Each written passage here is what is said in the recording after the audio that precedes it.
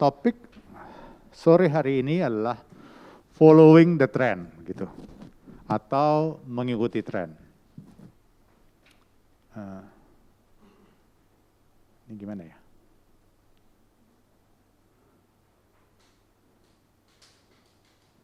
Oh, oke ya.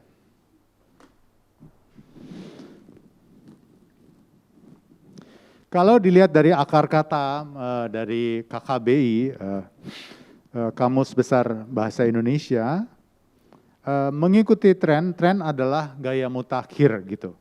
Bergaya mutakhir atau istilah anak sekarang kekinian.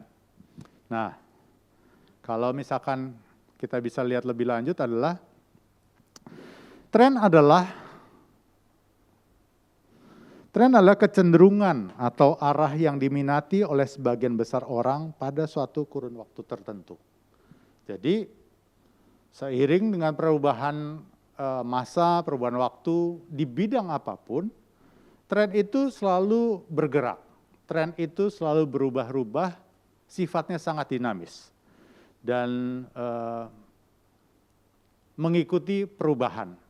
Kalau teman-teman kebetulan saya belajar tentang trading, ada namanya tren naik gitu ya. Kalau sebuah saham ada tren naik, tapi nggak selalu terus-terusan naik. Kadang-kadang ada mendatarnya, masa konsolidasi, ada kalanya turun. Demikian juga dalam kehidupan kita. Perubahan tren itu pasti terjadi seiring dengan perubahan zaman.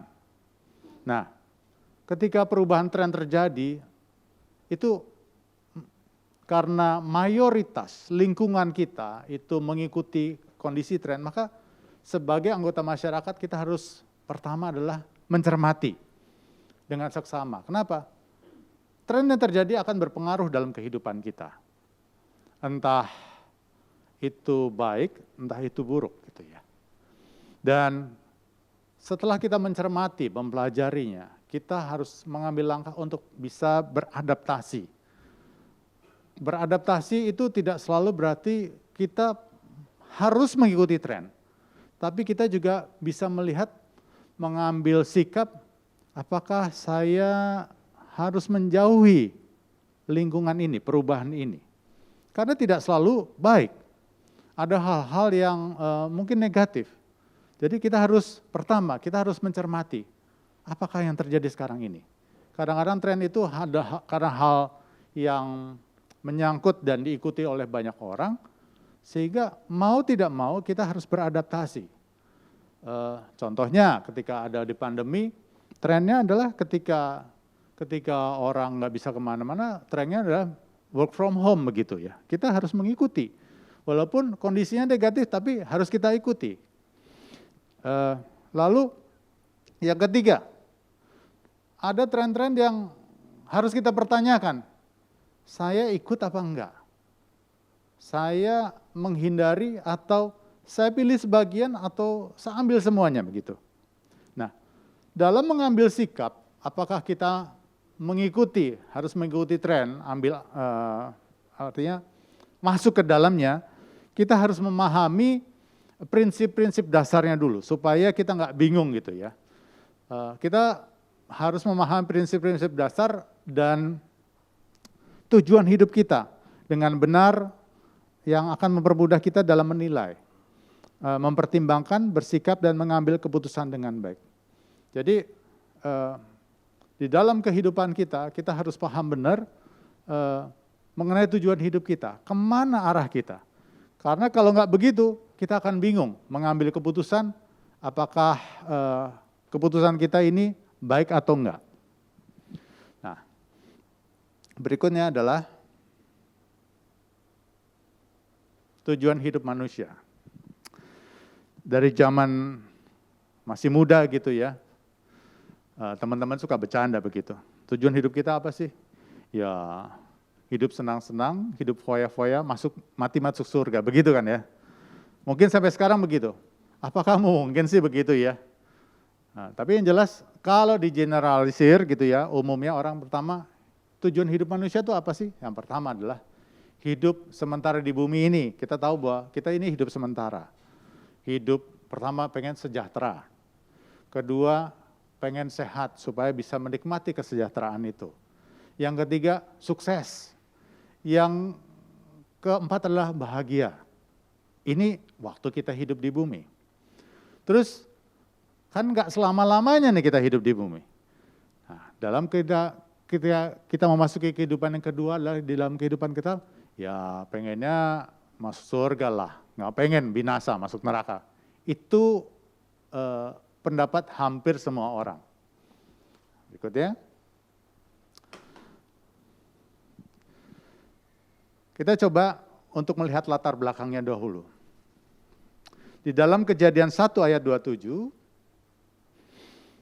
maka dikatakan begini, maka Allah menciptakan manusia itu menurut gambarnya.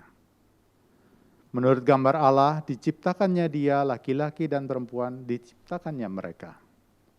Allah memberkati mereka. Lalu Allah berfirman kepada mereka, beranak cuculah dan bertambah banyak. Penuhilah bumi dan taklukkanlah itu. Berkuasalah atas ikan-ikan di laut dan burung-burung di udara dan atas binatang yang merayap di bumi. Allah memberikan amanat ilahi, yaitu mandat budaya untuk menaklukkan bumi, menguasainya dan mengelolanya. Untuk bisa melakukan semuanya itu diperlukan namanya pengetahuan. Artinya Tuhan memodali kita dengan pengetahuan yang harus terus dikembangkan. Pengetahuan. Di dalam Amsal 1 ayat 7 dikatakan, takut akan Tuhan adalah permulaan pengetahuan, tetapi orang bodoh menghina hikmat dan didikan. Ternyata pengetahuan itu penting, tetapi harus disertai, harus didahului dengan takut akan Tuhan. Kenapa begitu? Ketika bumi, dunia itu belum jatuh di dalam dosa, semuanya bergerak seturut dengan kehendak Allah. Patuh akan kehendak Allah. Tetapi ketika manusia jatuh di dalam dosa, yang ada adalah bukan lagi God-oriented, tapi self-oriented. Yang dipikirkan adalah dirinya sendiri, dirinya sendiri, dirinya sendiri. Takut akan Allahnya itu menjadi sirna. Yang ada adalah manusia berpikir, bertindak untuk kepentingan dirinya sendiri. Kalau salah satu hal yang paling besar di abad ini adalah terciptanya bom nuklir. Teman-teman pasti tahu ya bom nuklir. Apakah bom nuklir itu baik? Baik. Karena nuklir adalah suatu hasil penemuan yang luar biasa dan pasti itu adalah ilham dari Tuhan juga. Tetapi nuklir juga bisa dipakai untuk menghancurkan umat manusia. Jadi semua karya manusia, semua pengetahuan bisa dipakai untuk tujuan yang baik, tapi juga tujuan yang mencelakakan. Ini masalahnya. Sehingga ketika kita belajar sesuatu, yang paling pertama harus dilakukan adalah kita menundukkan diri pada kehendak Allah. Takut akan Tuhan. Sehingga pengetahuan yang dikembangkan, yang kita pelajari, tujuannya adalah satu, untuk memuliakan nama Tuhan. Dua, untuk kesejahteraan umat manusia. Ini sejalan dengan hukum yang paling utama yang ada di dalam Alkitab. Hukum kasih. Kasihilah Tuhan Allahmu dengan segenap hatimu. Yang kedua, yang sama dengan itu, mengasihi sesama manusia. Itu nggak bisa dipisahkan. Banyak orang akhirnya bilang, saya mengutamakan Tuhan. Tetapi implementasi, kan dia masih hidup di dunia ini. Tanpa dia melakukan hukum yang kedua, semuanya menjadi sia-sia. Yang ada menjadi seperti orang Farisi. Yang ada seperti orang-orang yang di luar sana kita sering lihat, bergerak atas nama Tuhan, tapi membunuh orang. Jadi, saya baru memahami kenapa hukum kasih itu penting. Karena memang prosesnya berjalan bersamaan. Selama kita ada di dunia, dua hukum itu harus berjalan bersamaan. Tidak ada yang bertentangan di situ. Omong kosong kalau kita bilang bahwa kita mengasihi Tuhan tetapi kita tidak mengasihi sesama. Kita bilang bahwa kita sungguh mencintai Tuhan tetapi kita tidak berlaku kasih pada orang-orang sekeliling kita. Oke. Amsal, jadi yang pertama adalah ilmu pengetahuan harus didahului oleh takut akan Tuhan. Amsal 1 ayat 5 menjelaskan, baiklah orang bijak mendengar dan menambah ilmu, dan baiklah orang yang berpengertian memperoleh bahan pertimbangan. Artinya Tuhan menginginkan kita untuk mengembangkan pengetahuan. Kenapa Tuhan menginginkan kita untuk mengembangkan pengetahuan? Yang didahului oleh takut akan Tuhan. Supaya kita mampu mengelola seisi dunia ini. Mengeksplorasinya dengan baik. Bukan semata-mata untuk kepentingan kita pribadi, tapi untuk kesejahteraan bersama. Untuk kemuliaan Tuhan. Eksplorasi bumi bagus gak? Bagus. Tetapi keserakahan seringkali membuat bumi itu menjadi rusak. Hutan-hutan dibabatin habis-habisan. Tambang dikeruk habis-habisan. Akhirnya rusak semuanya. Kenapa? Keserakahan manusia. Oke, untuk kesejahteraan katanya begitu. Sedang melakukan mandat Tuhan untuk mengelola, katanya ngakunya begitu. Tetapi kalau kita jujur bahwa semua itu kerusakan karena keserakahan manusia. Allah ingin manusia mengelola bumi sesuai dengan kehendak dan rencananya. Jadi manusia diberi tugas untuk melakukan semuanya itu, mengelola bumi. Karena itu mandat panggilan ilahi, mandat budayanya. Oke. Fokus orientasi jangka panjang seorang beriman.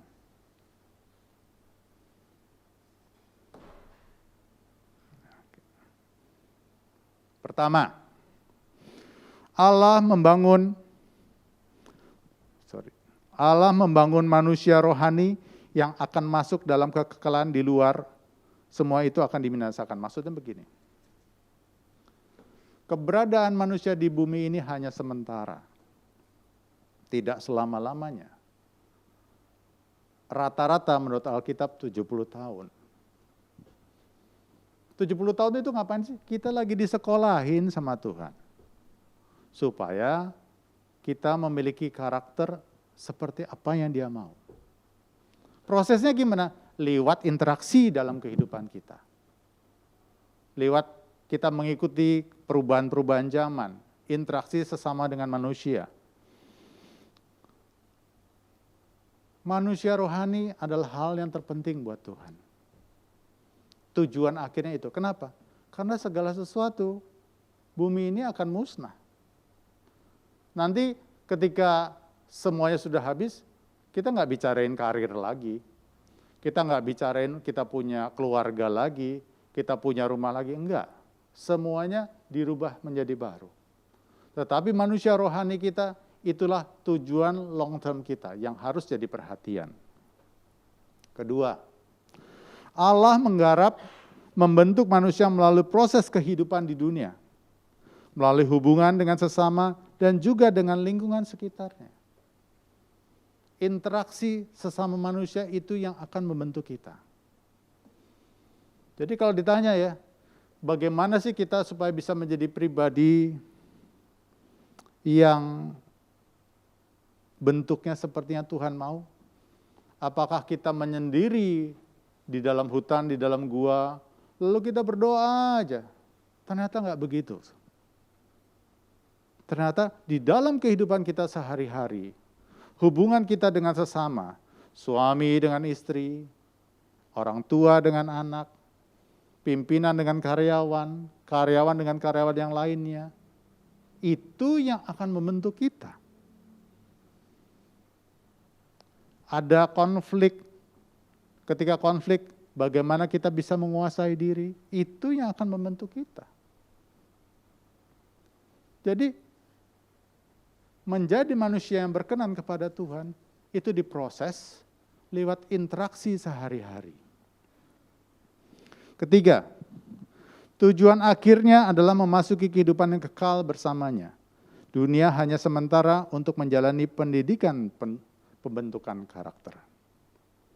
Nah, kita udah tahu ya, tadi panggilan kita adalah di dalam Kejadian, mengelola dunia dengan isinya. Berjalan sesuai dengan kehendak Tuhan. Faktanya adalah, pertama, kondisi keadaan dunia menurut Alkitab.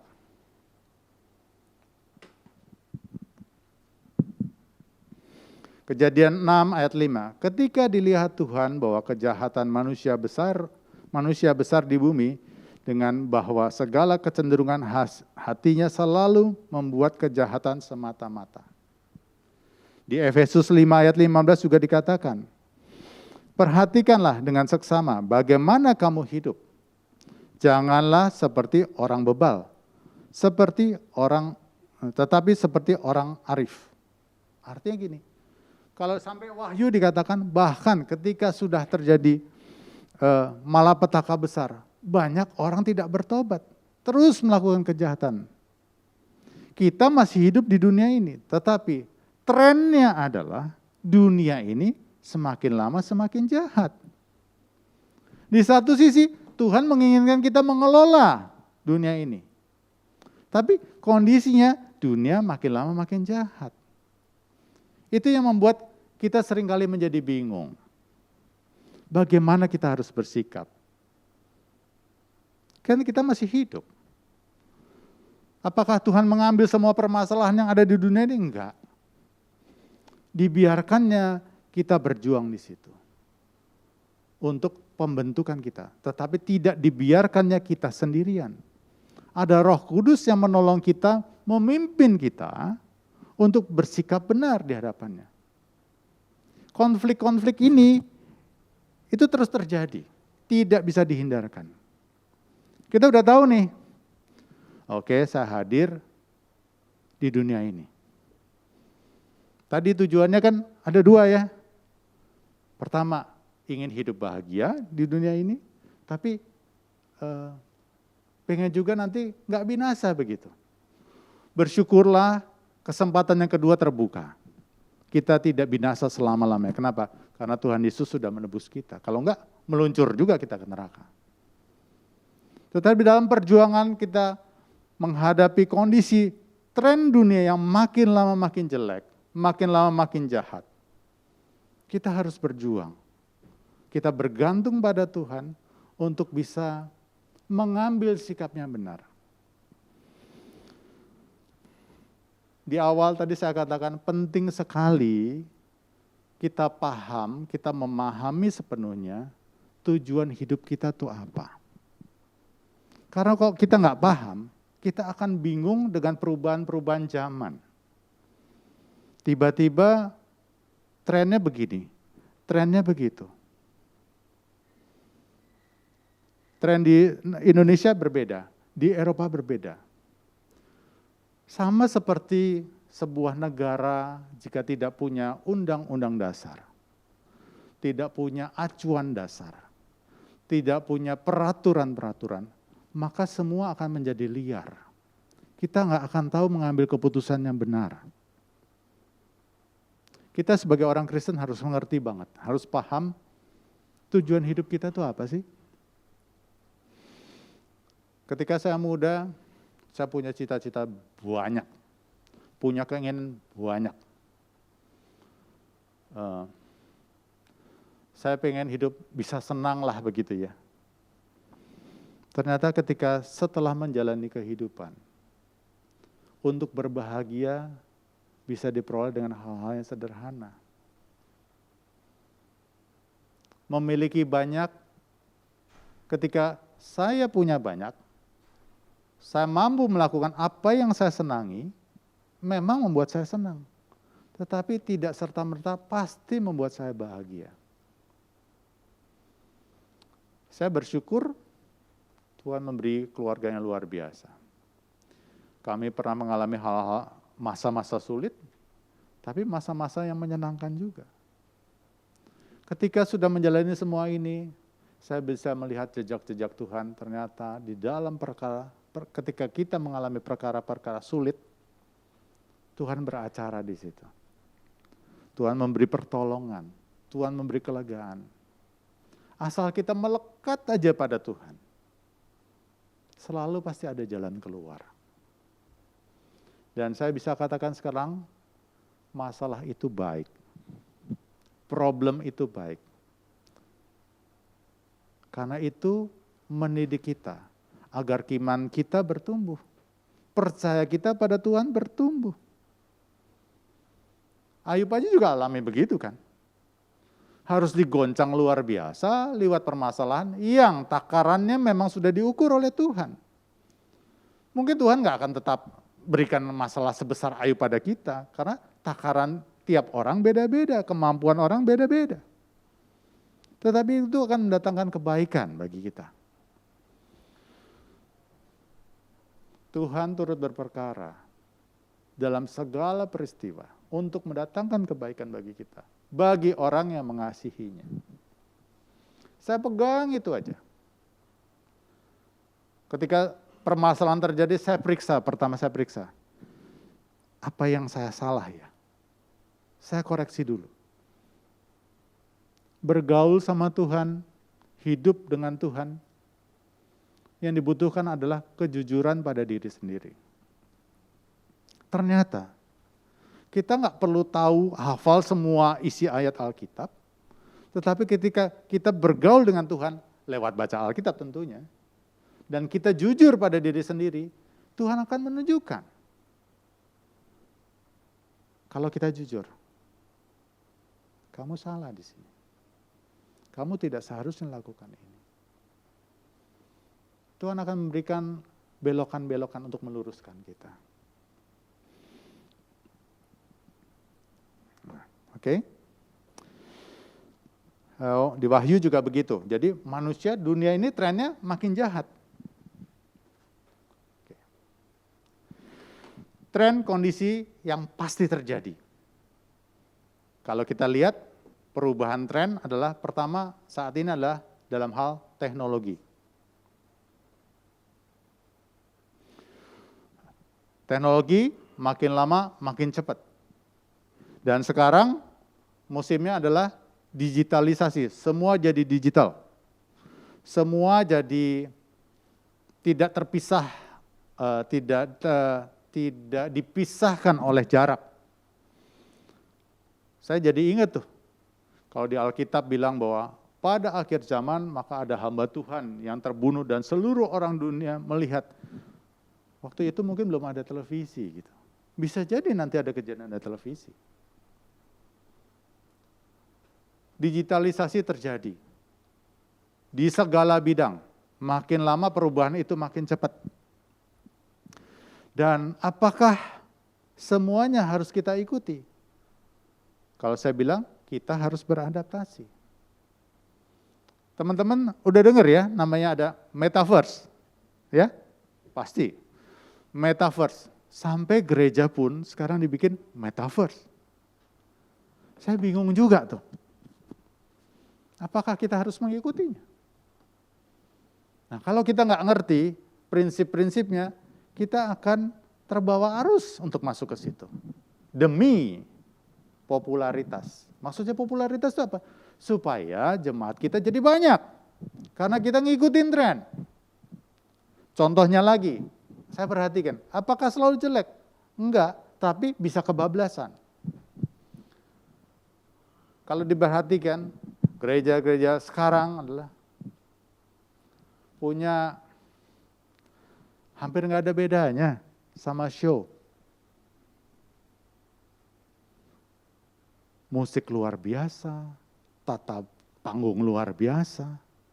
Sampai beberapa tempat, saya pernah datang ke satu tempat, ketika saya datang ke situ, saya dengerin, loh tiba-tiba udah selesai kebaktiannya. Kapan firmannya gitu? Nyanyi terus gitu. orientasinya berubah. Bukan mencari Tuhan, tapi menyenangkan kita sebagai audiens. Kita menikmati kok.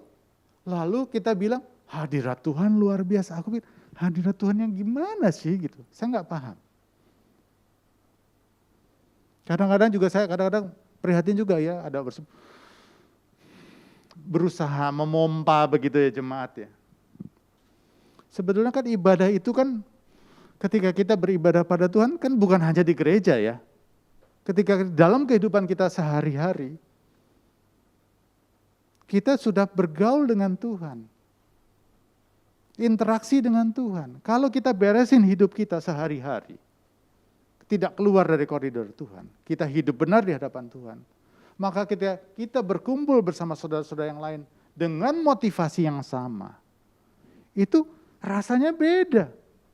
Ketika kita menyanyikan lagu-lagu, bahkan lagu-lagu yang lama sekalipun, tetapi kita bisa memaknai, kita bisa memahami isi kata-kata itu sentuhannya luar biasa loh. Nggak harus dipumping begitu. Jadi musik, latihanlah dengan baik. Karena menunjang, tapi bukan itu jadi tujuan utamanya enggak. Ibadah kita ada bukan hanya hari Minggu, tapi setiap hari dalam kehidupan kita. Ketika kita interaksi, suami dengan istri, orang tua dengan anak, dengan lingkungan kita, teman sekolah kita, teman kuliah kita, teman kerja kita. Itu ibadah kita. Ini terjadi perubahan loh. Tren ini kuat. Ya untung aja Benny Hinn katanya bertobat. Injil kemakmuran. Itu pernah terjadi tren juga. Dan peminatnya banyak saudara-saudara. Saya bersyukur banget. Pak Bigman menanamkan prinsip-prinsip yang benar. Dan bukan hanya pengajarannya, tapi diberikannya dalam kehidupannya. Kita bisa lihat begitu. Sehingga kita nggak bisa bantah gitu. Karena dia udah kasih standar yang tinggi. Itu yang Tuhan inginkan. Bukan cuma teori aja, bukan cuma slogan aja, tetapi nyata dalam kehidupan kita. Implementasi dalam kehidupan kita. Prinsip-prinsip itu yang kita harus punya. Makanya kita harus tahu tujuan hidup kita itu kemana. Supaya ketika trennya berubah-ubah, kita nggak bingung dalam responinya. Ini ambil nggak ya? Ini oke nggak ya? Tidak semua tren itu baik loh. Kita harus lakukan filtrasinya. Oke, dalam dunia usaha. Nah sekarang ini industri 4.0. Semuanya mulai bergerak digantikan dengan sistem otomatisasi. Yang bisa dibuat otomatis. Kalau kita lihat di bank begitu ya, fungsi teller lama-lama berkurang tuh. Mobile banking makin kenceng. Semuanya saya nggak kebayang 10 tahun yang lalu kan ini kan iya cuman ngomong aja. 15 tahun yang lalu nggak ada apa-apanya. Tapi ini komputer di tangan yang kita bisa melakukan banyak hal. Kita harus beradaptasi. Oh, ketika kita melihat, oh trennya udah berubah gini ya. Pekerjaan apa nih mungkin kayaknya bakal surut nih. Dan generasi milenial adalah generasi yang sangat updated. Akses informasinya luar biasa. Kami dari generasi X kalah cepat. Dan sekarang mayoritas di dunia pekerjaan adalah mulai generasi milenial, mayoritas. Memang level direksi ke atas masih generasi X, umur-umurnya di atas 40. Tapi kan kalau milenial itu 80 ya, 80-90 lahirnya. Kecepatannya luar biasa. Nanti saya dapat bahan untuk karakter generasi milenial itu kayak apa sih gitu. Yang ketiga, perubahan tren gaya hidup. Khususnya di generasi muda. Jangankan generasi muda lah, zaman saya juga begitu. Ketika muda, cowok-cowok, nggak keren lo kalau nggak ngerokok, nggak oke lo gitu. Kalau nggak ngikutin gaya temen-temennya, kayaknya nggak up to date banget gitu, nggak bisa diterima. Kenapa? Feel insecure gitu. Tetapi teman-teman, kalau kita bergaul dengan Tuhan, Tuhan akan memberikan kekuatan bagi kita. Bahwa perasaan insecure itu tidak akan menguasai kita. Makin lama tren pergaulan itu agak mengkhawatirkan. Ketika fenomena Citayam fashion begitu ya, saya penasaran juga gitu. Ini kayak apa sih? Saya jalan-jalan sama Nancy, lihat orang tuh pengen eksis ya di situ ya gitu. Saya lihat ya. Lalu beberapa orang yang jadi pentolannya kayak Bonge, sekarang gayanya duile gitu. Saya bingung juga gitu ya. Tapi di satu sisi saya kasihan. Anak-anak yang insecure. Kenapa? Latar belakangnya yang sulit. Dia butuh pengakuan. Biasalah umur-umur sekian gitu ya, butuh pengakuan. Tapi apakah kita harus ngikutin ke situ? Kalau baca-baca di media sosial, agak ngeri-ngeri sih. Pergaulannya itu gimana gitu. Dan rata-rata semua itu ujung-ujungnya semua pengen instan. Itu karakter lah, udah biasa, udah. Oke, berikutnya ada kemajuan ilmu pengetahuan dan teknologi adalah sesuatu yang tidak bisa dihindari dalam kehidupan ini karena kemajuan teknologi akan berjalan sesuai dengan kemajuan ilmu pengetahuan. Ini semua merupakan karunia Tuhan. Perkembangan teknologi memang sangat diperlukan. Setiap inovasi diciptakan untuk memberikan manfaat positif bagi kehidupan manusia. Memberikan banyak kemudahan serta sebagai cara untuk melakukan aktivitas manusia. Kita hendaknya mengembangkan ilmu pengetahuan dan teknologi itu berdasarkan sikap takut akan Tuhan. Jadi selalu ada dua sisi. Yang berdasarkan Alkitab. Iptek yang kita dapatkan haruslah dimanfaatkan sebagai sarana bagi kemuliaan nama Tuhan. Dan bagi kesejahteraan sesama umat manusia sebagai wujud ucap syukur atas karunia Tuhan berupa akal budi,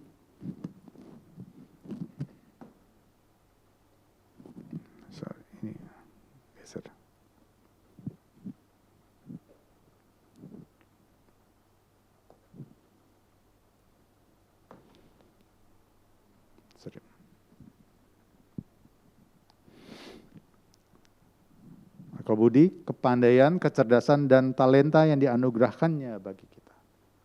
Jadi semua perubahan terjadi, tren yang terjadi, pengetahuan itu harus kita gunakan untuk kemuliaan Tuhan. Nah, berikutnya adalah 10 karakteristik generasi milenial nih yang saya dapat. Jadi generasi milenial itu kelahiran tahun 80 sampai 90.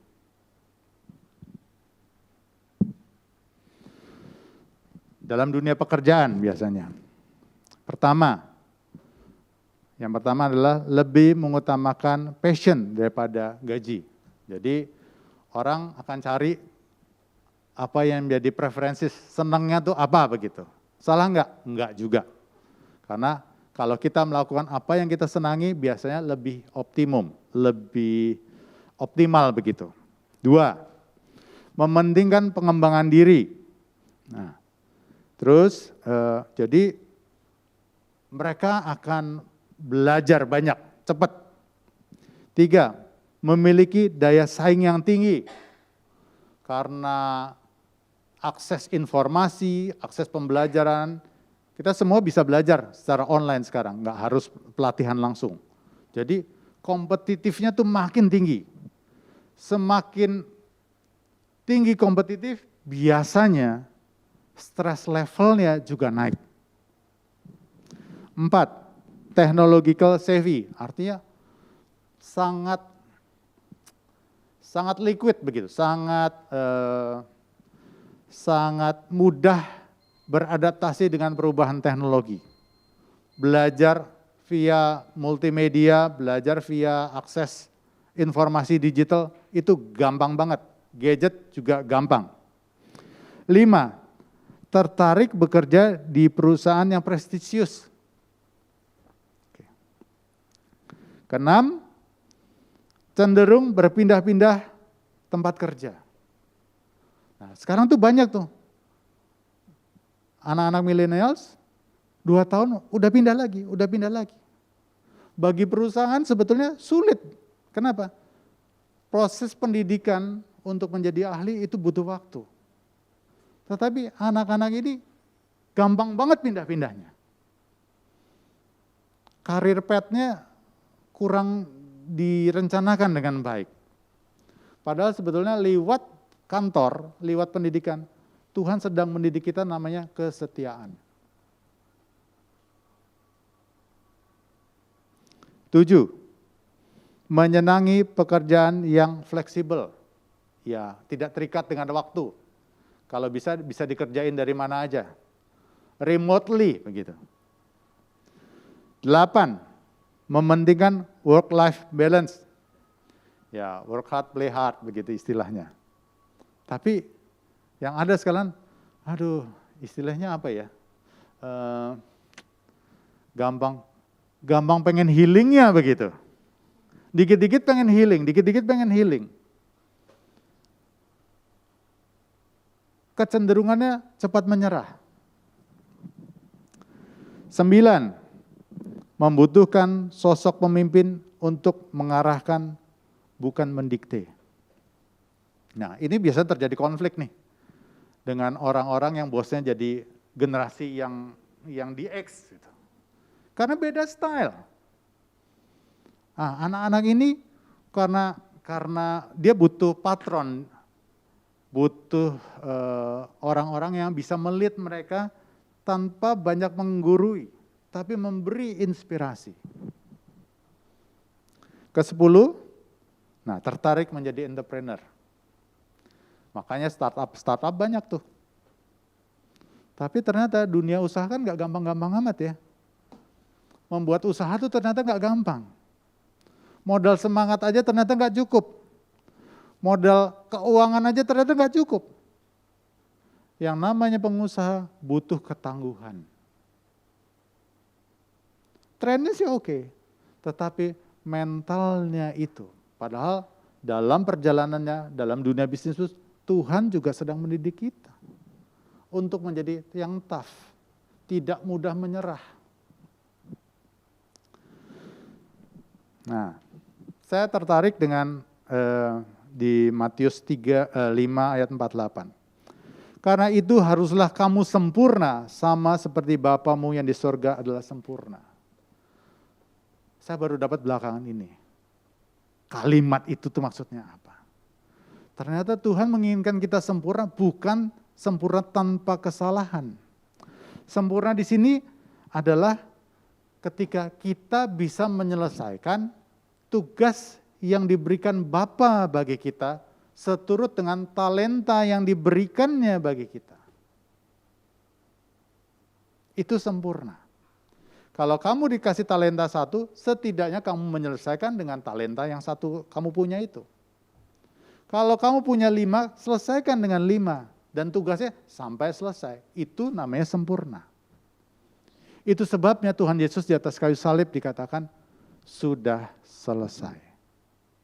Sempurna. Selesai tugas yang diberikan Bapa bagi kita. Teman-teman semua punya talenta masing-masing.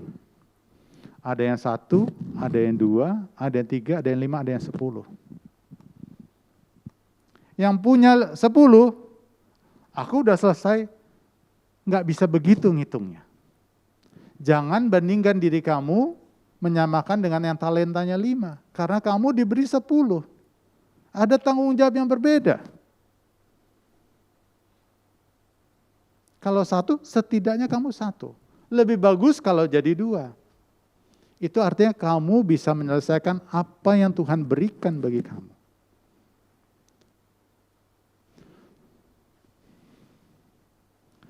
Target orang hidup benar sama target seorang penjahat itu berbeda. Kenapa begitu? Kalau seorang penjahat bertobat aja udah lumayan. Tapi kalau Tuhan sudah mendidik sejak kecil, sekolah baik-baik, di keluarga baik-baik, maka targetnya itu lebih besar daripada orang yang rusak, berantakan. Dari keluarga berantakan. Jadi Tuhan menginginkan kita sempurna. Menyelesaikan pekerjaan yang Bapa berikan bagi kita. Tiap pribadi beda-beda. Oke, yang terakhir. Boleh gambar yang terakhir. Gambar ini terkenal ya belakangan ini. Tahu kan siapa? Kalau melihat track record-nya, itu tahun 88 kalau nggak salah.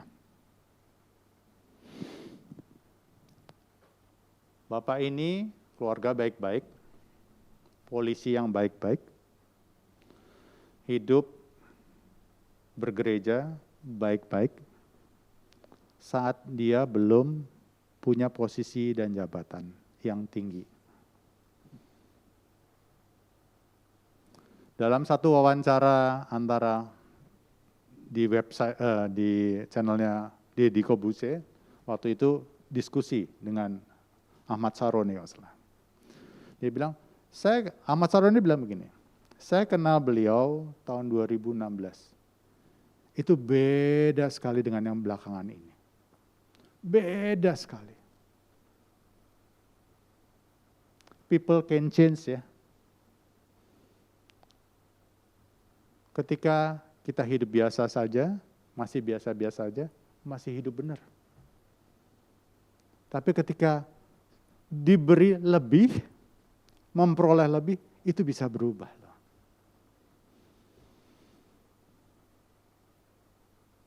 Banyak kejadian di dunia ini begitu. Akhirnya saya baru bisa paham. Ternyata betapa sulitnya orang kaya masuk surga. Bukan soal kekayaannya loh. Tapi sikapnya ketika dia memperoleh kekayaan itu. Dan kekayaan itu macam-macam ya. Bukan hanya uang aja, bukan hanya harta aja. Tetapi kepandaian, kepintaran, kuasa, kedudukan, kecantikan. Itu sulit loh. Jadi penting sekali dari awal menjaga hati untuk takut akan Tuhan. Karena ketika ada tambahan-tambahan dalam kehidupan kita, kita bisa menikmati lebih banyak fasilitas, ada juga potensi bahaya yang sedang mengancam kita. Kalau kita tidak menaklukkan diri kita. Terlalu banyak. Bukan hanya di luar, tapi dalam dunia pelayanan. Waktu jemaatnya belum banyak, masih mau temuin orang, tapi begitu banyak jemaatnya enggak. Susah banget. Udah mulai ngeliat-liat nih, ini bawa sumbangan banyak apa enggak. Itu fakta. Belum lagi ada juga pelayan-pelayan yang dagang sama Tuhan. Diberkati banyak, ngasih banyak, tapi kehidupannya masih ngawur juga. Orang nggak tahu aja. Itu sebabnya tadi di awal bilang, paling penting adalah kita jujur di hadapan Tuhan. Kita bisa bohong ke orang lain, tapi di hadapan Tuhan nggak bisa. Karena dengan jujur di hadapan Tuhan, kita bisa mendengar suara Tuhan yang memimpin kita ke dalam kebenaran. Mengingatkan kita. Kita tidak defensif. Ketika kita jujur di hadapan Tuhan, kita bergaul erat dengan Tuhan, kita tidak akan bingung menghadapi perubahan-perubahan yang terjadi. Kita bisa pilih. Saya juga gitu. Saya umur 55 tahun, saya udah nggak kerja, istri saya yang kerja. Istri saya di-appoint gitu, jadi sekretaris CEO sebuah perusahaan asing. Killer banget bosnya. Orang Amerika Latin. Tiap malam gitu, saya bilang ke Nancy, Ma, bukan kamu yang ambisi kan, kamu yang dipilih, direkomendasikan untuk menjadi sekretaris CEO. Jalanin aja. Tapi orangnya begini-gini, nggak apa-apa, jalanin aja. Kalau itu menjadi hak kamu, akan terus. Dan bukan hanya nyemprot ke sana-sini, bahasanya luar biasa begitu ya. Bahkan ke VP, direkturnya juga sadis banget begitu. Saya bilang begini, selama bukan karena ambisi kamu, tapi kamu ditunjuk, itu artinya Tuhan izinkan kamu untuk melalui suatu masa untuk dididik. Hasilnya terserah Tuhan. Andai kata sampai harus terlepas lagi, no problem. Kenapa? Karena seringkali, saya bisa melihat gitu, seringkali yang membuat kita tidak bahagia karena kita terjebak dengan ambisi-ambisi kita. Bukan jatah kita ke situ, tapi kita ambil juga karena ambisi kita. Beda halnya kalau kamu dikasih, bukan saya yang meminta, kamu yang dikasih, artinya kamu diberi tanggung jawab, kamu dipercaya. Lakukannya dengan baik. Jadilah sempurna. Tadi yang bilang kan, jadilah sempurna. Kamu melakukan apa yang Tuhan berikan. Tapi saya nggak sanggup. Iya, Tuhan juga tahu talenta kamu 3, bukan 5. No problem. Bukan kamu yang ngejar kok, kamu yang dikasih. Jalanin aja. Endingnya gimana? Nggak tahu. Tapi saya percaya, kami percaya bahwa Tuhan bisa mengukur kita semua. Bawa aja dalam doa. Terima kasih Tuhan. Nyatakan dengan ucapan syukur. Kondisinya selalu menyenangkan? Belum tentu. Tapi saya percaya dalam perjalanan hidup kami, ujung-ujungnya pasti baik. Justru misterinya adalah ketika kita nggak tahu gitu. Misteri adalah kemuliaan Tuhan. Jalanin aja. Dan biasanya kita baru bisa menyimpulkan, Tuhan baik banget ya. Itu beberapa saat setelah semuanya lewat. Dan itu perjalanan iman. Jadi teman-teman ya, kita tahu ya, resume lagi. Dunia ini tidak akan menjadi lebih baik. Semua akan ada kesudahannya. Tantangan makin banyak, kompetisi makin banyak. Caranya cuma satu. Merapat pada Tuhan, bergaul pada Tuhan, dan rendah hatilah. Agar setiap apa yang Tuhan ingatkan dalam kehidupan kita, kita bisa dengar. Kalau ambisi kita yang gede, seringkali suara Tuhan itu menjadi tidak terdengar. Karena apa? Kita seringkali melakukan pembenaran-pembenaran. Kalau perlu comot-comot ayat gitu. Kita nggak paham teguran Tuhan, belokan-belokan Tuhan. Kenapa? Ambisi kita yang menutupi semua itu. Tapi kalau kita rendah hati dalam Tuhan, ini hamba-Mu yang terbatas. Bentuklah aku seturut kehendak-Mu. Jadilah apa mau-Mu dalam kehidupanku. Kalau aku melenceng, tegurlah aku. Seperti doa Daud, selidikilah hatiku Tuhan. Raja loh. Itu makanya Tuhan cinta banget sama Daud. Kenapa? Daud rendah hati. Saya juga lagi baca Musa, aduh Musa itu benar-benar lembut ya. Ketika Tuhan ingin menghukum Israel, dia bela Israel. Jangan Tuhan. Saya mulai bisa membayangkan ini orang punya kualitas dalamnya itu luar biasa. Jadi perubahan selalu terus terjadi. Saya nggak tahu juga nanti kesananya gimana. dan pengetahuan kita terbatas, satu-satu yang bisa kita andalkan adalah kita merapat pada Tuhan. Rendah hatilah, mohon petunjuknya. Kalau kamu punya keinginan, nyatakan aja, sampaikan aja, tapi hasilnya serahkan pada Tuhan.